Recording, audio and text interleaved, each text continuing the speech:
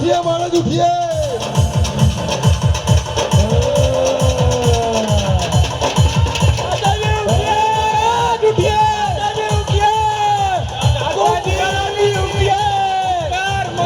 पनीर के पकौड़े हरजीत की दुकान पर लाए मैगी चाचा जी खाओगी पीछा भाग लो। चाचा जी आपकी किराने की जोड़ वाले पानी मंगवा रहे हैं। तुम सब जाओ। उठिए चाचा जी।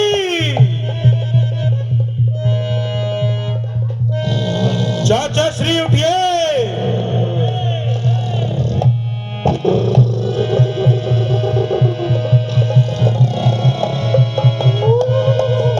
उठिए चाचा श्री।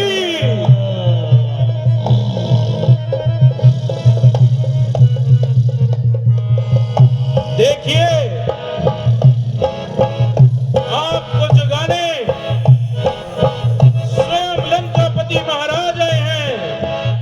भाई कुंभकर्ण, भाई कुंभकर्ण, कुंभकर्ण, भाई कुंभकर्ण।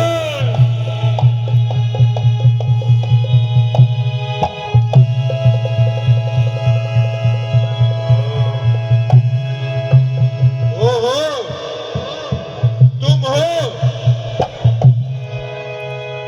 हमें इस समय जगाने का कारण, यदि कोई और होता तो अभी तरह शहीद बना देता। तुम्हें मालूम नहीं कुंभकर्ण को निद्रा कितनी प्यारी है। अरे क्यों इस कदर चिंघार रहे हो और आंखें फाड़ रहे हो? मालूम होता है ज्यादा ही चढ़ा गए हो। हमारी मर्यादा का भी ख्याल नहीं। जो भी मन में आता है बकते जाते हो। इधर मेरा कलेजा पहले ही छलनी हो रहा है, उधर तुम क्रोध की ज्वाला और भड़का रहे हो। यदि मेरी बात सुनना चाहता है तो सुन, वरना मैं चला। जब तक जी में आए सो लेना, तुम्हें जगाए मेरी बला। सत्य के बदले यूं अपशब्द सुनने की मुझे आशा न थी। उफ, मेरा दुर्भाग्य। आखिर कौन सी मुसीबत आई है?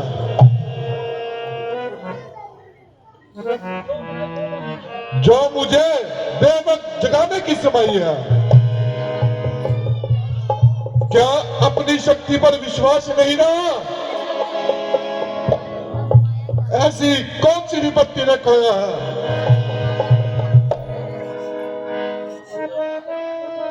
जो यहाँ तक आने की तकलीफ की। बेटा मेघनाथ, तुम सबको लेकर जाओ और अपने चाचा के लिए खाने पीने का बंदोबस्त करो। जैसी आज्ञा पिताश्री। जाओ।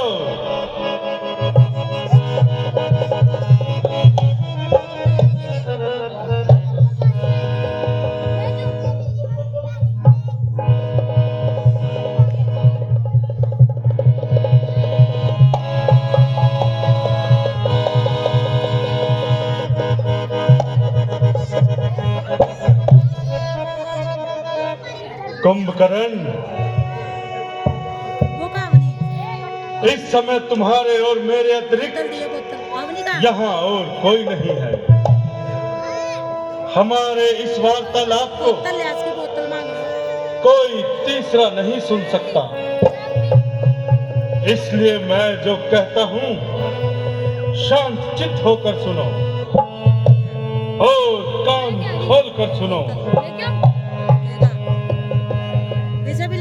मैं अभी अभी भगवान महाकाल के मंदिर से आ रहा हूं। भोलेनाथ ने स्वयं प्रकट होकर मेरे संदेह को छिन्न भिन्न कर दिया। उन्होंने कहा है कि मुक्ति का द्वार खुल चुका है, प्रवेश करने के भागी बनो। कुछ समझे? क्या खास समझा भाई साहब? मैं तो कुछ भी नहीं समझा। भोलेनाथ का प्रकट होना और मुक्ति द्वार, यही तुमने कहा है। मेरी समझ में तो नहीं आया। अच्छा तो मूर्ख, कान खोलकर सुनो।